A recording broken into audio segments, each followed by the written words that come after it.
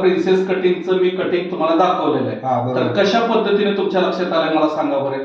आता हे पहा, मी आहे ना ब्लाऊजची पूर्ण उंची घेतली, बरोबर. 13.5 मध्ये अर्धा इंच मार्जिन सोडलं, बरोबर. हा.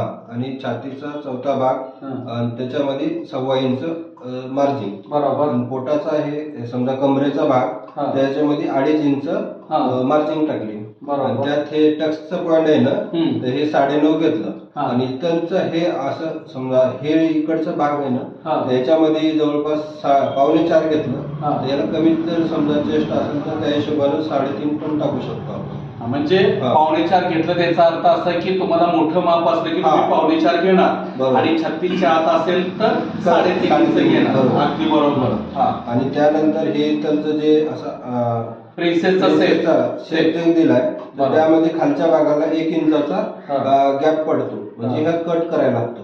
आणि हा पूर्ण उंच वटा असा तयार करायला लागतो. बरोबर. किती छान. आता हे पूर्ण तुम्ही फर्मा तयार केला तो पुढच्या भागाचा, हो. त्याच्यानंतर तुम्ही मागचा भाग काढलेला आहे. म्हणजे हा मागचा भाग आता ह्याच्यावर हे तुम्ही झालाय ना. तर मागचा भाग काढताना तुम्ही काय कसं कसं केलेलं आहे? हे पाठीमागच्या गळ्याचा भाग आहे. तर हा जसा जेवढा गळा मापाचा ब्लाऊजचा त्या हिशोबाने ठेवला. आणि हा मुंड्याचा भाग आहे. मुंड्याचा भाग जसा आपल्याला म्हणजे मापाला आहे त्या हिशोबाने ठेवलेला, 5.25 ठेवला. म्हणजे 5.25 5.5 जे मापात ते. बरोबर. मग त्यानंतर तुम्ही हे पाठीमागचा भाग पुढच्या भागावरनं काढायला. बरोबर. Very good. मग त्यानंतर तुम्ही हा फ्रंटचा भाग ह्याच्यावरनं कसा काढलेला आहे? ह्याच्यावरनं आहे ना, हे गळ्याचा भाग आणि मुंड्याचा भाग थोडा नाही वाढवायचा समोरचा, फक्त इकडचा भाग प्रिन्सेसचा भाग आहे ना, आपल्याला मार्जिन आपल्याला 1.5 इंच वाढवायची. म्हणजे हे ह्याच्यावर ठेवून दाखवा मला, हे कसा पीस ठेवलाय तुम्ही, कसं दाखवा फ्रंटला. बरोबर बरोबर. म्हणजे ह्याच्यावरनं किती वाढवलंय मला दिसेल? वाढवलं आपण ह्याच्यावरनं 1.5 इंच, हे फक्त मार्जिनसाठी. आणि खालच्या साईडला इकडे ते हे फक्त ह्या कोपऱ्यात वाढतं, इकडं नाही वाढत. बरोबर. समोरच्या साईडला नाही वाढत, इकडच्या बाजूला थोडंसं वाढवं लागतं, कारण हे प्रिन्स कट बसण्यासाठी. बरोबर. आता हा पीस वरनं दुसरा पीस कसा काढलाय? ह्याच्यावरनं पण आहे हा पीस ह्याच्यावर ठेवा ना. आता ते तुम्ही ते काढू शकता वरचा. आणि हे बरोबर ठेवा. एक मिनिट. हे एकावर एक असं ह्याच्या खाली मार्जिन आणि ह्याच्या खाली मार्जिन असं व्यवस्थित गेलं पाहिजे. हा पण त्याच पद्धतीने काढायचा.